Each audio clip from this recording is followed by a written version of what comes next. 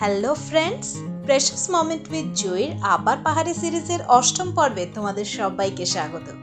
আজ 29শে ডিসেম্বর 2023 আর আমরা এখন চলে এসেছি নর্থ বেঙ্গলে, আমাদের মামাবাড়ি আলিপুরদুয়ারে। আর তাই আজকের ভিডিওটা ট্রাভেল আর পার্সোনাল ব্লগের একটা কম্বিনেশন। আলিপুরদুয়ার ভৌগোলিকভাবে তো এই জায়গা পশ্চিমবঙ্গের উত্তর পূর্বে অবস্থিত এমন একটা জেলা যার একদিকে ঘিরে আছে ভুটানের সুবিশাল পাহাড় আর আরেকদিকে বিস্তৃত ডুয়ার্স। আর তাই স্বাভাবিকভাবেই এত প্রাকৃতিক প্রাচুর্যের কারণে এই অঞ্চল পপুলার একটা ট্যুরিস্ট ডেস্টিনেশনও বটে। তবে আমার কাছে কিন্তু এই জায়গাটা এসবের চেয়ে অনেক অনেক অনেকটাই বেশি, কারণ প্রকৃত অর্থেই এই জায়গাটার সাথে রয়েছে আমাদের একটা নারীর টান। তাই তাই তাই মামা বাড়ি যাই, মামা বাড়ি ভারী মজা, কিলচরনায়।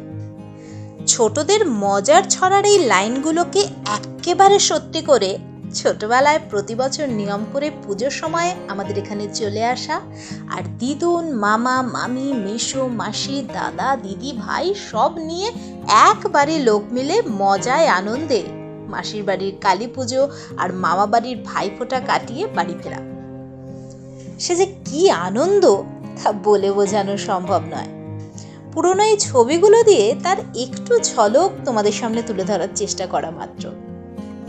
না, কোনো ভাইবস টাইপস নয়, গোটা নর্থ বেঙ্গলটাকেই এভাবে হৃদয়ে পুড়ে নিয়ে বছরের বাকি সময়টা কাটানো পরের বছর পুজো আসার অপেক্ষায়। হ্যাঁ, এমন একটা ছেলেবেলা কাটানোয় আলিপুরদুয়ার আর নর্থ বেঙ্গল তো আজও আমাদের রন্ধ্রে রন্ধ্রে। আর তাই সুযোগ পেলেই বেরিয়ে পড়া মামা বাড়ির পথে।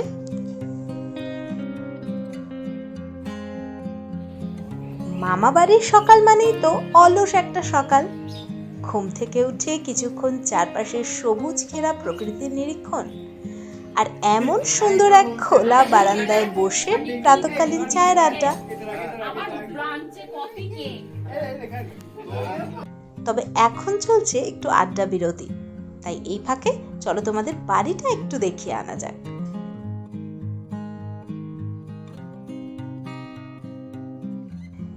এই বারান্দার পাশ দিয়েই রয়েছে 3টে বেডরুম, আর এখান দিয়ে সোজা গেলেই মামির রান্নাঘর, ঠাকুর ঘর আর পেছন দিকের উঠোন।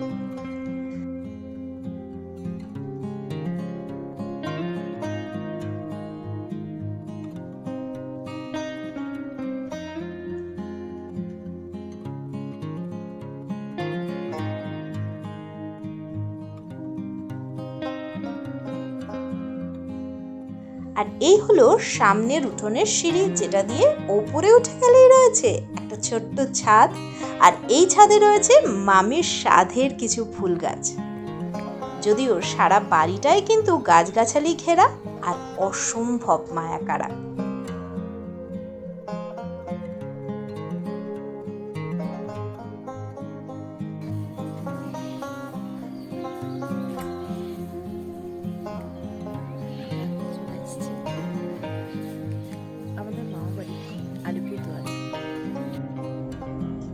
এবার একটা ঘটনা বলি তোমাদের।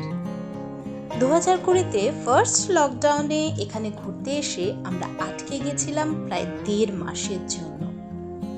একে অজানা রোগের ত্রাস, তারপর আবার বাড়ি ফিরতে না পারার টেনশন, কাজকর্মের আর বাড়িতে ফেলে আসা মানুষগুলোর চিন্তা, এই সবের মুখোমুখি হয়েও সাহসের সাথে সেই দিনগুলো কাটাতে সাহায্য করেছিল বাড়ির এই মায়াবী প্রাকৃতিক পরিবেশ আর বাড়ির সহজ সরল মানুষগুলো। তাই এ বাড়িতে কাটানোর সেই 1.5 মাসও আমাদের স্মৃতিতে সারাটা জীবন উজ্জ্বল হয়েই থাকবে। সেই কথাই এই ভিডিওতেও বলার চেষ্টা করছিলাম, তবে সকালবেলা গলার অবস্থা এমন যে তার ভিডিওতে শোনানোর মতো পরিস্থিতিতে নেই।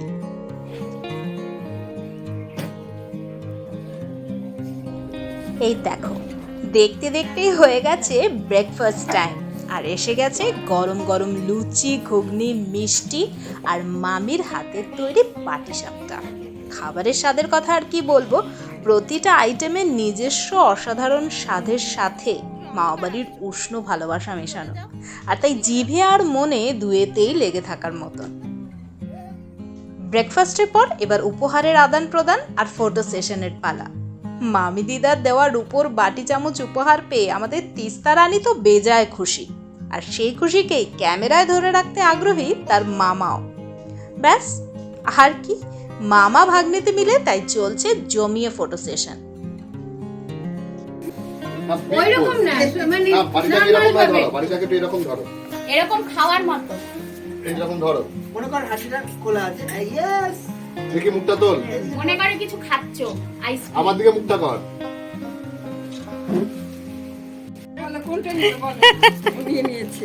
নিয়ে নি ওইটা না, দেখো দেখো এদিকেও লাগে। নাতনির পর্ব মিটিয়ে এবার মামির জামাই আদরের পালা। উপহার তাই জামাইদের জন্য, জামাইদেরও আনন্দ তাই আর ধরে না। এরপর আবার এই বারান্দায় বসে সবাই মিলে আড্ডা, কত জমে থাকা গল্পের ঝুলি খোলা, কত পুরনো স্মৃতির মন্থন। তিস্তাতে হয়, তিস্তাতে হয়। আর এবার মামির সাথে একটু পাড়ায় ঘুরতে বেরোনো ও চেনা মানুষগুলোর সাথে একটু হাসি আর ভালোবাসার আদান প্রদান।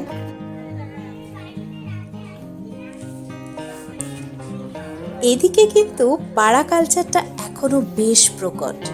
পাড়ার সবাই মিলেমিশে থাকা, বিপদে আপদে পাশে এসে দাঁড়ানো, সবাই মিলে পাড়ায় নানান উৎসব পালন করা ইত্যাদি।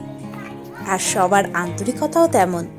আমাদের শহুরের জীবনে এসব এখন অনেকটাই বিরল, তাই এখানে এলে প্রাণটা যেন একটু হাঁপ ছেড়ে বাঁচে।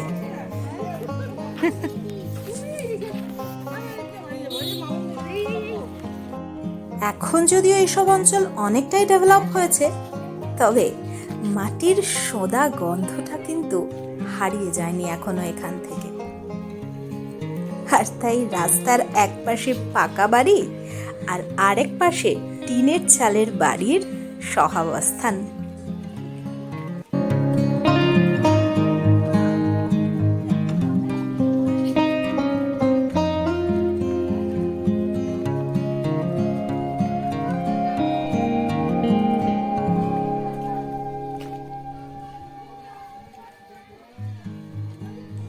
দেখো, আজ সময় যে কিভাবে কেটে যাচ্ছে এখানে বোঝাই যাচ্ছে না। এই একটু আগেই ব্রেকফাস্ট করছিলাম আর এখন হয়ে গেছে লাঞ্চ টাইম। এত জলদি সময় পেরিয়ে গেল তো মনটা খারাপ হয়ে যায়। আগামীকাল সকালেই যে আমাদের এখান থেকে বেরিয়ে পড়া। যাক, পেট ভরে নানান আইটেম দিয়ে লাঞ্চ করলাম বটে, তবে আজ আর লাঞ্চের পর রেস্ট নয়। নর্থ বেঙ্গল এসেছি, তাও কিনা মামা বাড়ি। তারপর আবার এতদিন পর ভাই বোনেরা এক হয়েছি, আর ঘুরতে বেরোবো না তাই হয় নাকি? কাজেই ঝটপট রেডি হয়ে ভাই বোনেরা মিলে বেরিয়ে পড়া জঙ্গলের পথে ঘুরতে।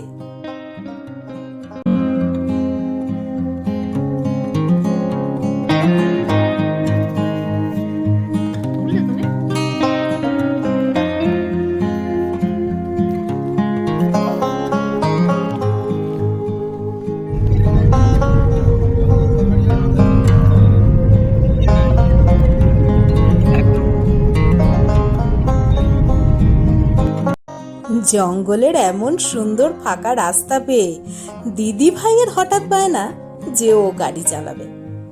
চলো তাই সই, সবাই মিলে এ যাত্রারও সাক্ষী হই। স্টপ, এ কি তাহলে আর কি চালালাম? চালাতেই যাচ্ছে, তাহলে আর আমি কি চালাবো? আয় বরাবর। যখনই জঙ্গলে কোথাও যাই না, একটা জিনিস পরিষ্কার বলি, তোমরা তোমাদের মতন থাকো, আমরা আমাদের মতন যাই। একদম, আমরা যখন বাইক নিয়েও যাই, কারণ তুই যখনই মাইন্ডে নিবি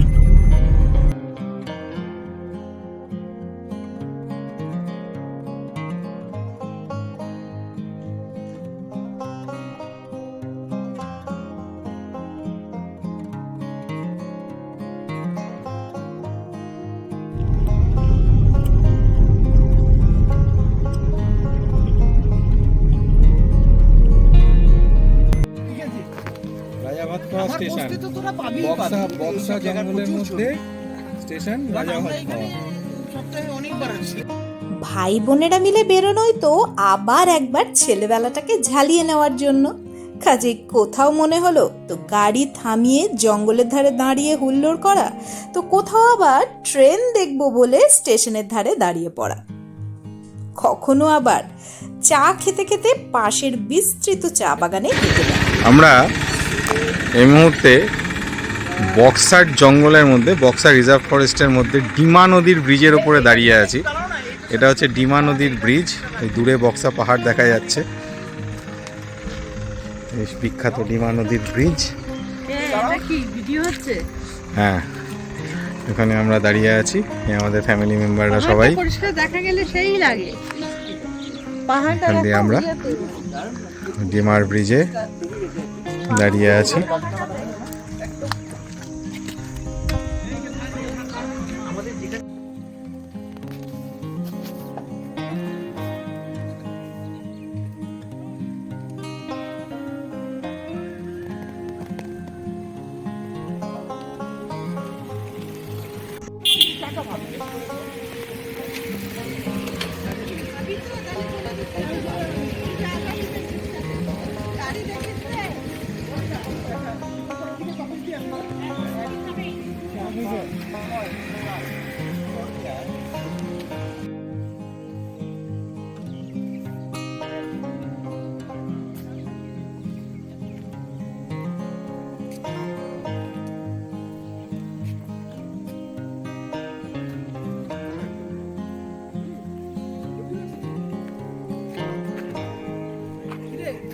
হ্যাঁ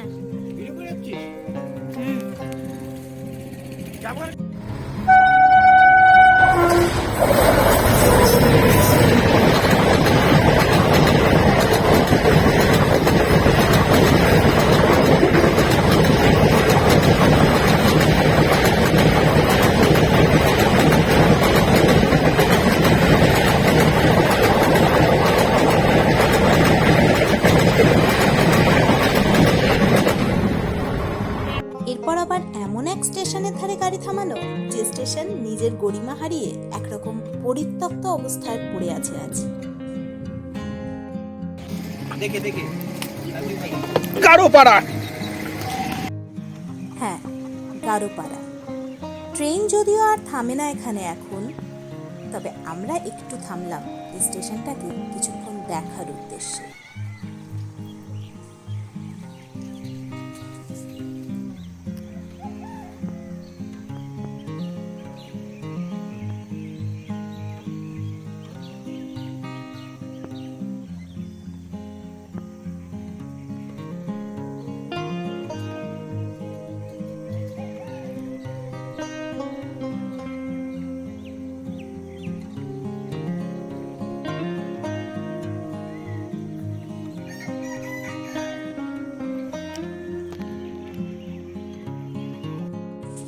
আর এরপর থেকে দূরের পাহাড়টাকে সাথে নিয়ে এগিয়ে চলা, ঠিক যত দূর মন চায়।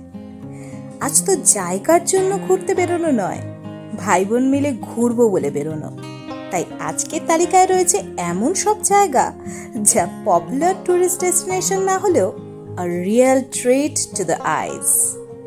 আর এভাবে নর্থ বেঙ্গলের আনাচে কানাচে ছড়িয়ে ছিটিয়ে থাকা সুন্দর জায়গাগুলো আমাদের ঘুরিয়ে দেখানোর নেপথ্যে রয়েছে আমার মামাতো এই দাদাটি। তোমরা যারা নর্থ বেঙ্গল লাভার্স বা নর্থ বেঙ্গলটাকে এক্সপ্লোর করতে চাও, তাদের জন্য দাদার একটা খুব সুন্দর চ্যানেল রয়েছে, গৌতম ক্রিয়েশন বলে, সেটা ফলো করতে পারো।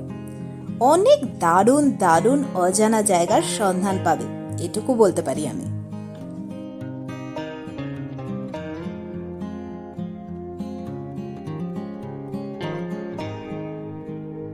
রাস্তার ধার ঘেঁষে প্রকৃতির নিবিড় যত্নে বেড়ে উঠেছে না জানি কত কত নাম না জানা বুনো ফুল, যাদের সৌন্দর্যে আর গন্ধে মুখরিত হয়ে উঠেছে চারপাশের পরিবেশ।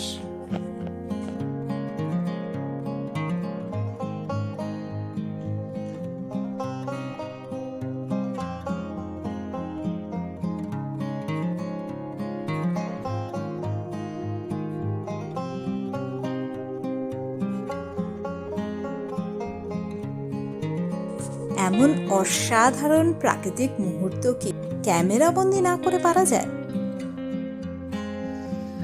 ঘুরতে ঘুরতেই হয়ে এসছে সূর্যাস্তের সময়ও, আর তাই অস্তাচলে যেতে থাকা সূর্যি মামাও নিজের সমস্ত সৌন্দর্য উজাড় করে দিয়ে ধরা দিলেন আমাদের ক্যামেরায়।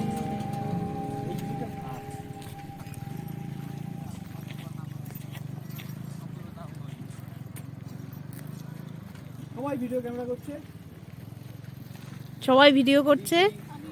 আমার বোন বিলকি, দেবজিৎ, মুন্নি ভিডিও করছে। এটা আমার কাছে স্মৃতি হয়ে থাকবে এর পরের বার অবধি, যখন আবার নেক্সট টাইম ওরা আসবে। তো যাই হোক, আজকে জয়ন্তী যাওয়া হয়নি, তো সেই দুঃখটা ভোলানোর জন্য ওদের একটা জায়গায় নিয়ে আসলাম, সেটা হচ্ছে পানা। এই নদীটার নাম হচ্ছে পানা। এটা ক্রস করে যে সোজা ব্রিজটি দেখা যাচ্ছে, আমি একটু জুম করবার চেষ্টা করছি, যেখান দিয়ে বাইকটা উঠছে, এই ব্রিজ পেরিয়ে সোজা চলে গেল গভীর জঙ্গলের মধ্যে দিয়ে রায়মাটাং। তো সেই জায়গাতে আজকে আর আমাদের যাওয়া সম্ভব না, কারণ এখনই সন্ধ্যা নেমে গেছে। হয় আমাদেরকে ওখানে গিয়ে নাইট স্টে করতে হয়, আদারওয়াইজ আজকে আর ব্যাক করবার মতন জায়গা নেই ওখান থেকে, কারণ ওটা ডিপ জঙ্গলের মধ্যে দিয়ে যেতে হয়। তো এবার সেই জন্যই আমি আজকে ওদেরকে এই অবধি নিয়ে আসতে পারলাম।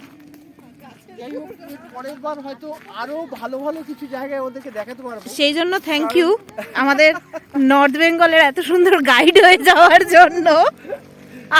Thank you. দুজনের ভিডিওতেই থাকছি আমরা। হ্যাঁ, একদম। ঠিক। কেমন লাগলো জায়গাটা? অসম্ভব সুন্দর জায়গা, থ্যাংক ইউ।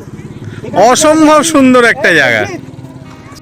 পানা নদীতে সূর্যাস্ত হয়ে জঙ্গলের সন্ধ্যা নামার এই দৃশ্য সত্যি বাকরুদ্ধকর। মন তো সবারই করছে এ পথে আরো এগিয়েই যাই, কিন্তু এবার ফেরার পালা। তাই ফেরার আগে ভাই বোনেদের একটু ফটো সেশন হয়ে যাক।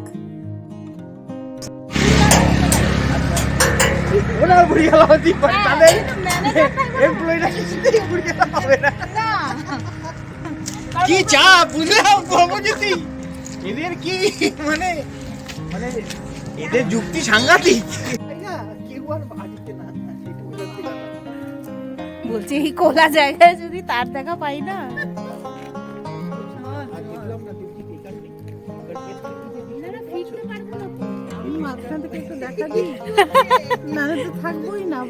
দেখা দিয়ে জায়গাটা রিভিউ বলো। কেমন জায়গাটা কি বললো? পানা। হ্যাঁ, পানা। নদী। পানা নদী ব্রিজে আমরা দাঁড়ানো, এরপর এখান দিয়ে পার হয়ে সোজা রায়মাটাং চলে যায়। কিন্তু আমরা আজকে যাব না। আমরা আজকে সন্ধ্যা হয়ে গেছে, দুঃখের বিষয়, লাগ খারাপ, যেতে পারছি না। আর তারপরে এই যে এইরকম উঠে ছবি তোলা এইভাবে। আরে তুই তো ভিডিও অনই করিসনি। কে বলেছে? ভিডিও চলছে। এই তো আছি। মুভমেন্ট হলে দেখবি ব্রাইটনেসটা বাড়ে কম। হ্যাঁ, শুরু করবে বাবারা মায়েরা কোথায় গেলি তোরা? যাক, আমাদের ভাই বোনেদের এমন খুনসুটি তো চলতেই থাকবে। তবে এবার ফেরার পালা, আর ফেরার সময় তাই বেশ কিছু পুরনো স্মৃতি রোমন্থন করতে করতে ফিরে যাওয়া। তবে ভাই বোনেদের স্মৃতি রোমন্থন তো আর শুধু মুখে হয় না, তাই হয়েই গেল কিছু গরম গরম তেলে ভাজা, আর বাড়ি ফিরে আবার একবার লকডাউনের স্মৃতি রোমন্থন, আর তারপর মামির এই রানী খাটে নিজের আরাম খুঁজে নেওয়া। যা, আজকের ভিডিওটা তাহলে এখানেই শেষ করছি। ভিডিওটা ভালো লাগলে লাইক, কমেন্ট আর শেয়ার করো, আর চ্যানেলে নতুন হলে চ্যানেলটা সাবস্ক্রাইব করে পাশে থেকো। তাহলে আজকের মতো গুড বাই।